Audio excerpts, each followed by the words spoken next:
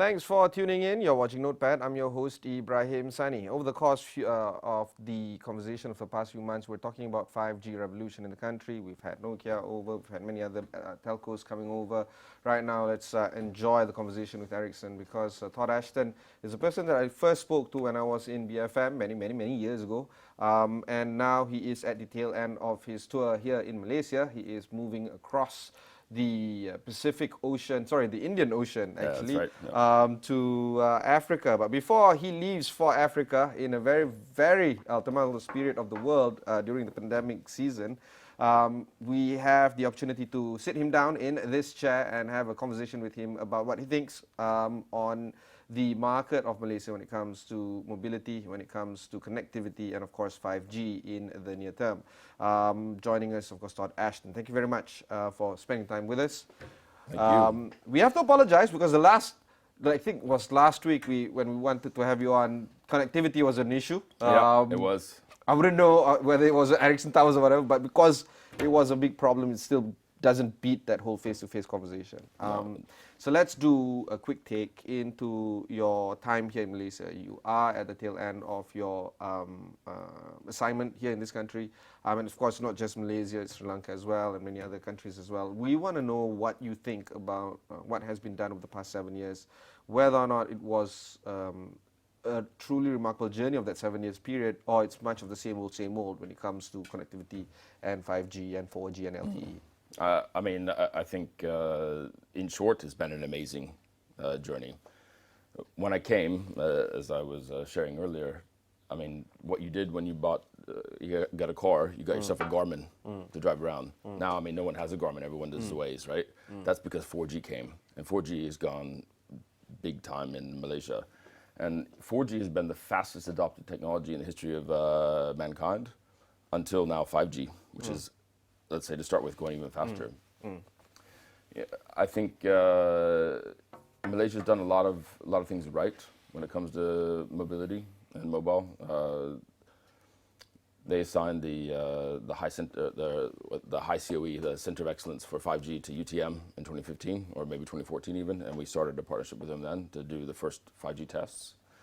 And since then we've been doing lots of stuff in Malaysia. The three big companies when we talk about 5G connectivity is, of course, Nokia, Ericsson, as well as Huawei. How do you stack up against your competitors when it comes to rolling out 5G connectivity here in Malaysia? I think there's lots of discussion about who's ahead when it comes to 5G. I mean, we are the first to have launched in 5 continents, so it's hard to see really that anyone's in front of us from that perspective. Then, where we are in Malaysia depends a little bit on what happens with the spectrum, which is, let's say, the big discussion now. Which was quite bizarre. We saw the spectrum announcement last month, and then a few days later it was revoked. And since then, there's no new news. Yeah, that's right. Maybe you can share with us what's going on there? Well, I wouldn't want to put words in anyone's mouth or say what's really happening. I don't know. I would say it like that. But for sure, what the government needs to do is to make the spectrum available for the mobile operators. I mean, the 700 band, which is very important, 3.5, very important. Even 2.3 and 2.6 is a bit controversial, but I'll say it. I mean, they need to be, rationalized because they've given too many licenses to too many players. Yes, exactly. So I think it needs to be, I mean, this business is not, it's not like economics 101 where you learn that if I have lots of choice, it's good for the consumer. No. Because it's capex heavy, it's investment heavy. And you're building on a natural resource, which is very limited, which is called spectrum, right? So it's a capex, you're absolutely right, Ibrahim, and then the spectrum. So in the end, if you want to get an optimum result, you cannot have so many players. It's not that, I put 6 players and my experience is better. No, the opposite. Because if you don't have enough spectrum, you can't even get a good experience, which is a little bit where Malaysia, let's say, could potentially improve. The reality of it is that we're not going to see a shrinkage of players in the industry. That's how At least that's how I read the situation right now. The players that are existing in the market, they're not going away, and there won't be any amalgamation in the near term. Because of this, what would be some of the pressure that we as consumers can think about when we talk to the government when it comes to getting better service, particularly when it, now when people realize that connectivity has always been important, more so now than ever. Yeah. How do you think that we can actually approach this situation, considering that we have no, pressure groups, we have no unions, we have no, unified understanding of how things should be? How do you think that we as consumers can actually demand better stuff from players like yourselves and from the government? I think it's a very good question and very relevant. To me, I think it's about choosing your service provider that can give a good experience. And I mean, you vote with your wallet, right? So I think it's really about that. And if you want a good experience, I mean, you may have to pay for it. If you just want something very cheap, also you can get that in Malaysia. But I think it really is about you vote with your wallet. That's the way. Before we started the camera, before we started rolling the camera, I was asking you the things that there's so many things that you did for the past 7 years. What would be some of the things that you didn't do or you wanted to do better? The things that, I wouldn't say regrets, but things that in hindsight you would have done differently. What would be some of those things? That's a good question. I think, my time in Malaysia has been amazing, and I mean, it's an amazing country and amazing place to live and place to work, and I've had such great support from our customers.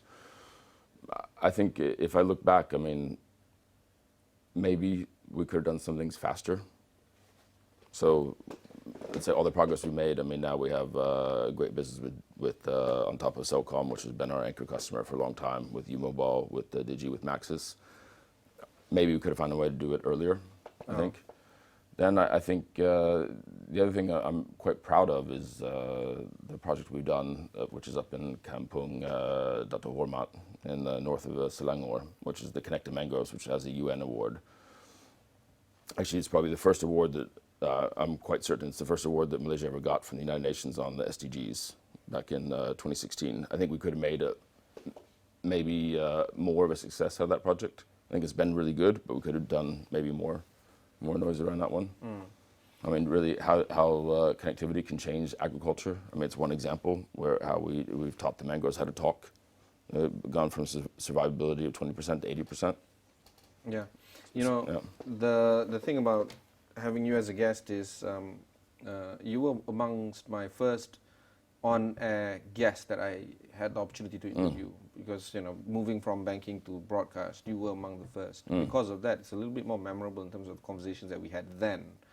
I don't know when we met for that particular interview, but during that time you were already talking about Internet of Things, you were talking about 4G. At that time LTE was like a big deal, and you were talking about how to make things a little bit more better in terms of artificial intelligence, how technology can actually improve on agriculture, how trees can start talking to each other. Everything needs to talk to each other eventually moving forward. 5 years, 6 years down the road, we see a lot more plans like that, but there's not much scale when it comes to widespread use of those things.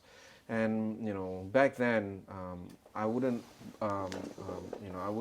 second guess you projecting, in 5 years' time, then things would be a little bit more widespread when it comes to using tech in agriculture, using tech in education, using tech in all the other stuff. But looking back, the widespread use of these Internet of Things capabilities is still restricted to the technology of the day, and because of that, there's not much widespread use. Do you think that the next 5 years will be much more of the same, or it's really going to be a little bit more different because of whatever changes that we are introducing now? To me, I think it's happening. It's just that it's hard to, it's hard to see the changes as it comes. For example, when I came to Malaysia, there was every point of sale was wired. Now it's wireless, for example.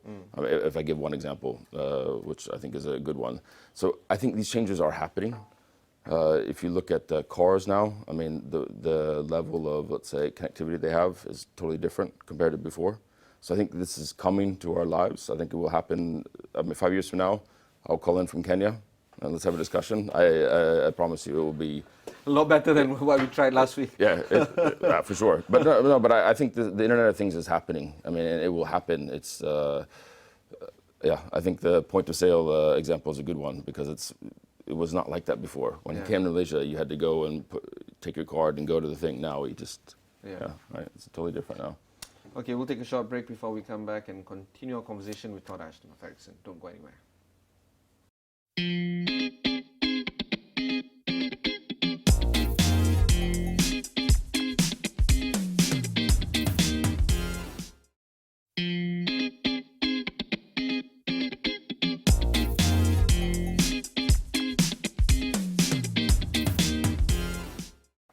Thanks for staying on with us. I am with Ericsson today.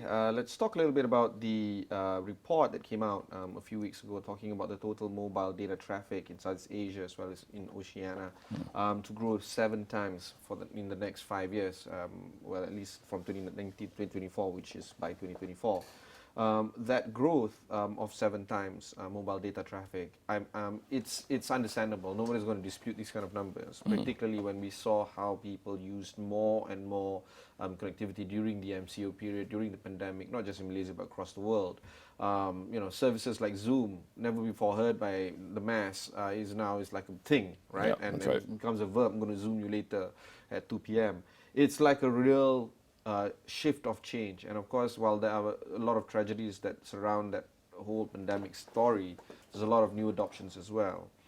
I don't want to get another pandemic for people to adopt new technologies, but do we really need to get everyone on board into that whole technology train? People really need to be a lot more efficient, spend more efficient time at work, which is currently at home, but at the same time spend more time with our loved ones, because essentially that's all that matters. I've never realized that until now, that family is everything. Work is work, but family is everything. Do you think that that whole scenario of how we work will change following this pandemic? I think it will, Ibrahim. I mean, if I look at what's happened, if I take Ericsson as let's say what we have done a big transformation, I would say globally, to work from home. Which has been challenging because we're used to always having the face-to-face meeting. But I think now when I look back at how we would go back to the office, then I struggle to say, how would we have the same productivity we have at home? Because, I mean, if you lose an hour to work and from work, and if you can't have your whole team in the office because maybe you don't want to go back 100%, and you end up in a situation where you're neither here nor there. No, I mean, we use Microsoft Teams, for example. Yeah. But I mean, if you have a situation where you're in the meeting, some people in the room, some people on the call, so you have a separate meeting happening in the room on top of the call, then you lost the hour in and out to work. I mean, it's not productive. Yeah.